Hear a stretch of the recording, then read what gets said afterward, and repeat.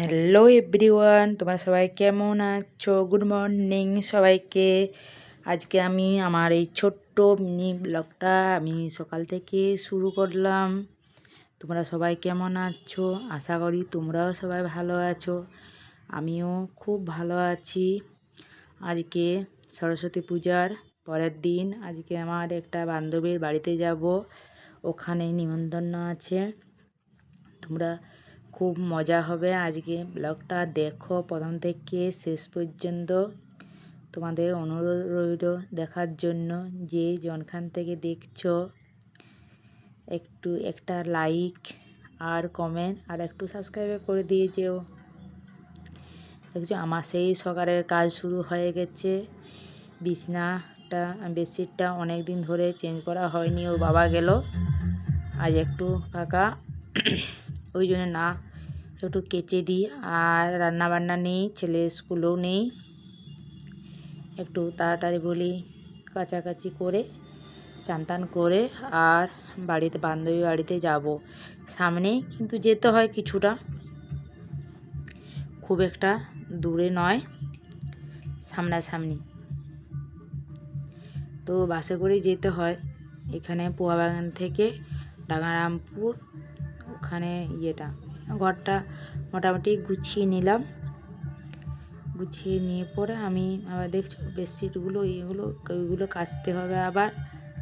কেচে পরে এই ঘরটা মোটামুটি করে আমার ছেলে আবার জ্বালানোগুলো খুলতে দেবে নি, সব জ্বালানোগুলো বন্ধ করে দেবে। ও টিভি দেখা অসুবিধা। দেখছো আমার ছেলে আবার গেঞ্জি দেখাচ্ছে। ও আমার দেওয়ার এই গেঞ্জিটা ওকে দিয়েছে, দুটো দিয়েছে। দেখছি এতক্ষণে এসে পড়ে, যেহেতু স্কুল নেই, টিউশনি নেই, এতক্ষণে ঘুম থেকে উঠেছে। আর ওই টিভি চলছে নেই, ওই জন্যে খুব রাগ। কেন টিভি ঠিক করে নেট পাওয়া যাচ্ছে না আর টিভি চলছে না, ওই জন্য আমার ছেলের খুব রাগ। টিভিটা ঠিকঠাক করে চলছে না, চা বিস্কুট নামানো আছে। টিভি না চললে আমার ছেলের আবার মুখ চলেনি, টিভি দেখতে চায়। আমার ছেলের তক্ক লেগে যাচ্ছে, ওই টিভিটা কেন হচ্ছে না, কেন নেই, এখন নেটওয়ার্ক নেই কেন না, সেটা এবারে কে বুঝাবে ওকে, যে সব সময় থাকেনি হয়তো, এখন তো সিগন্যাল পাওয়া যাচ্ছে না, কিন্তু ওকে কে বোঝাবে। আর যেহেতু কিছু নেই, পড়াশোনা নেই, টিউশনে নেই, স্কুল নেই, ফাঁকা, তাহলে আমি চুপচাপ আপনার টিভি দেখো, যা হচ্ছে তাই দেখো। আর ফোনটা যেহেতু আমি এখন এই ভিডিও করছি, তাহলে ফোনটাও পাবেনি, তাহলে সেও এই দিকেও রুমটা যেহেতু আমার আনলাটা থাকে, ওই জন্যে এই কাপড় চোপড়গুলো এই রুমটা একটু বেশি এলোমেলো হয়ে পড়ে থাকে, সব সময় হয়নি গোছানো। আর এই রুমটা প্রচণ্ড রোদ আসে, ওই রুমটাও রোদ আসে। সেদিন শাড়িগুলো পরেছিলাম সরস্বতী পূজার দিনে, একটু হালকা করে মেলে দিয়েছিলাম। আমার ছেলেকে বলে এই জামাটা পরে যেহেতু চলে যাবে বান্ধবীর বাড়ি, আর এসে পরে কালকে তখন কেচে দেব। আবার শাড়িগুলো ভালো করে গুছিয়ে রেখে এখন আলমারিতে ভরবো না আজকে, কালকে এই রুমটা ঝাড় দিয়ে পরিষ্কার করে দিই। আর আমাদের পাশে যে মমিতা থাকে, সে গেছে বাড়ি, ওরাও নেই, আমরাও মা ছেলে একা, ওই জন্য আমরাও একটু ঘুরে আসি। আর আমার যে বান্ধবীটা আছে ও কিন্তু ভিডিও করে, তারপরে দুজনে একটু ভিডিও করবো, ছবি তুলবো। আর তাড়াতাড়ি করে আমি মুছামুছি করে বলি 9:30 10টার দিকে বার হয়ে যাবো। তো সকাল থেকে ফোন করছে তাড়াতাড়ি আয়। আমার ছেলে একটা স্কুলেই পড়ে এই পুয়া বাগানে, ওই জন্য আমার ছেলে যাওয়ার জন্য তাড়াহুড়ো, ও যাবে। দেখছো আমার ছেলে বেডশিটটা ঢাকা নেবে, আমি যেহেতু তুলে দিয়েছি, তাহলে ও ঢাকা নেবে বলে বসে আছে। চা বিস্কুট খায়নি, টিভি চলছে নি, কেমন বসে আছে দেখো, খাবে নি চা বিস্কুট। ও যেহেতু মোবাইল চলেনি, মোবাইল আর টিভিও চলে, মোবাইলও পায়নি, ও বসে আছে। আমি চুপচাপ বসে থাকো তাহলে। দেখেছি এত রুমটায় রোদ আসছে, কিন্তু আমার ছেলে সব জ্বালানোগুলো খুলতে দেবে না, জ্বালানো খুললে খুব রোদ আসবে আর হবে, মাথা ধরে যাবে আমার। ও টিভিটা ঠিক করে দেখা যায়নি, ওই জন্যে ও আবার জ্বালানোগুলো খুলতে দেবে না। আর আমি বলি না, আমি তাড়াতাড়ি করে কাজগুলো সেরে নিই, কাজগুলো সেরে পরে চান টান পুজো টুজো করে পরে আবার যাব, ওই রাঙারামপুর যেতে হবে না একটু। আর যতগুলো পারলাম গুছিয়ে নিলাম, যেহেতু ফাঁকা, ওর বাবা থাকলে কি তো কাপড় অনেকগুলো কাপড়, তো শীতের দিন তো সোয়েটার চাদর কম্বল এইগুলো অনেক বেশি হয়ে যায় সবার বাড়িতে, 4টা 5টা করে সোয়েটার বার হয়ে যায়, চাদর বার হয়ে যায়, হ্যাঁ প্যান্ট মোজা প্রচুর, কম্বলগুলো, ওই জন্যে খুব কতগুলো চা তা খেয়েছি, সে বাসনগুলো আছে। আর এইখানে যে আয়নার কাছে তাকটা রেখেছে, এটা খুব অজবজ হয়ে গেছে, জিনিসপত্র ভর্তি। তারপরে না জনগুলো ফেলার জিনিস এগুলো ফেলে দিই, আমার আরও পুরোনো জিনিস বাড়িতে রাখিনি, যা হয় আমি একদম ছাদের থেকে ছুঁড়ে ফেলে দিই, ওগুলো রাখতেও নেই বাড়িতে।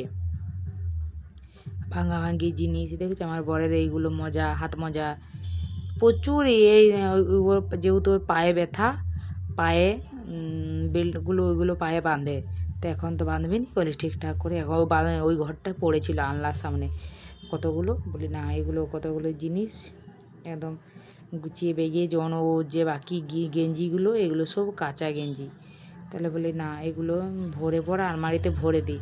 আর যেহেতু ছোটো ঘর, দুটোই যেহেতু রুম, ছোটো ঘর বলে জিনিসগুলো না গুছিয়ে রাখলে চারিধার ছড়িয়ে ছিটিয়ে, আর যেহেতু এখন ফাঁকার সময়, আমিও পার্লার চলে গেলে, ছেলে স্কুল থাকলে তখন আর সময় পাওয়া যায়নি, তাহলে বলে ওই গেঞ্জিগুলো সব এক একটা করে ভালো করে গুছিয়ে আর রেখে দিই, যখন আসবে তখন আবার পরবে, আবার 2-4টা করে গেঞ্জি ফেলে দিয়ে আবার চলে যাবে। আর ওই করে ওর প্রচুর গেঞ্জি, যা এত কেনাকাটার নেশা প্রচুর। এই যে আমি চান টান করে এবারে বলি একটু পুজোটা দিয়ে দিই, পুজোটা দিয়ে পরে খেয়ে পরে আমরা দুলোকে এবার বার হয়ে যাব। আমার ছেলে ফোনটা ধরে আছে, আর তখন ফোনটা দেখছিল, বলে একটু ভিডিওটা করে দাও একটু, তা একটু করে দিল। তো আমাদের চান হয়ে গেছে, মা ছেলের এবার রেডি আমরা যাওয়ার জন্য।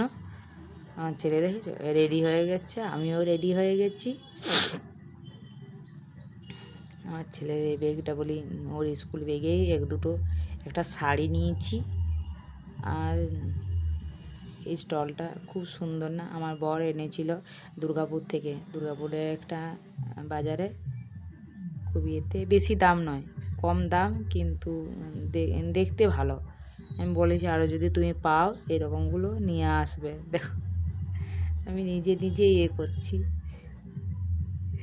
তারপরে এই স্কার্টগুলো, অনেকগুলো স্কার্ট আছে কিন্তু পরা হয়নি, এই দেখো চলে এসেছি রাঙারামপুর, আমার বান্ধবীর বাড়ি। এটা আমার ছেলে ঢুকছে, এটা ছেলের, ও রাস্তার সাইডে দাঁড়িয়ে আছে, ওইটা হচ্ছে ওর বন্ধু, আর ও সরস্বতী করেছে, মন্দির করেছে। এটা হচ্ছে আমার বান্ধবী, ও বলছে আমি নাইটি পরে আছি, আছি, আমাকে দেখাচ্ছিস, আমি না দাঁড়াও তোমাদের মন্দিরটা ভিতরটা দেখা। ও এই দেখো ও পুজো করেছে মন্দিরে, অনলাইন থেকে কিনেছে, প্রচুর ফুল গাছ ওদের, ও জায়গা আছে যেহেতু, ওই জন্যে প্রচুর ফুল গাছ। ও বলছে পরে করবি, ফুল গেলে তুলবি, এসে পরে জল টল খা। এই যে ও এই রান্নাঘরটায় নতুন রং দিয়েছে, একটু ওই গ্যাসের টেবিলটা ওর এগুলো একটু ঠিকঠাক করে করলে নতুন, ছেলে বইতে আছে, ও দুটো গোপুসোনা আছে, দেখেছো তোমাদেরকে দেখিয়ে দিলাম, এটা হচ্ছে বড়, এটা হচ্ছে ছোট। আমরা দুলোকে খেতে রেডি হতে শুরু করে দিয়েছি, একটু ভিডিও করবো বলে, তাই বলে এসছি, কোনো কাজ নেই। আমি বলি তোর একটা মালা দে, আমার ওই মালাটা ওর আবার পছন্দ হচ্ছে না, বলছি না এটা পরিস না, এইগুলো পর, ওই কালো সঙ্গে কালো মালা ওর অনেকগুলো আছে, তাই বলে তোর এটা পর।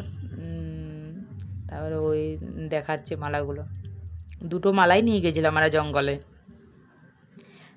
এখানে সামনে জঙ্গল আছে, যেহেতু অনুষ্ঠান আছে সরস্বতী পুজোর, এগুলো শাক পোকা, হাঁড়ি ভাঙানো, আরও আলু দৌড়, ওইগুলো শঙ্খ বাজানো, মোমবাতি জ্বালা, ওই সব সরস্বতী পুজো হয়, ওইগুলো সব নাম দিয়েছে, বলছে দড়ি টানাটানি আমাদের নাম দিচ্ছে। বলো তো আমাকে এই কালো শাড়িটা পরে কেমন লাগছে? আর ওই কুর্তিটা পরে এসেছিলাম, ওটা পরে কেমন লাগছিল একটু তোমরা বলো।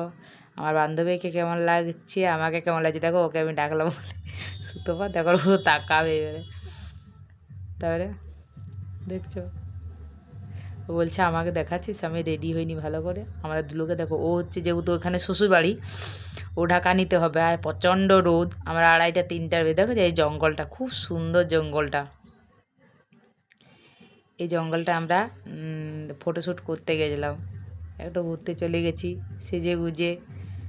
আর এইখানে বললাম না যে অনুষ্ঠান হচ্ছে, এই দেখো আমার ছেলে হাঁড়ি ভাঙা হচ্ছে। ও ওই দেখো দুটো যে দড়ি আছে, দড়ির ওই পারে যদি পা দিয়ে দে তাহলে আউট।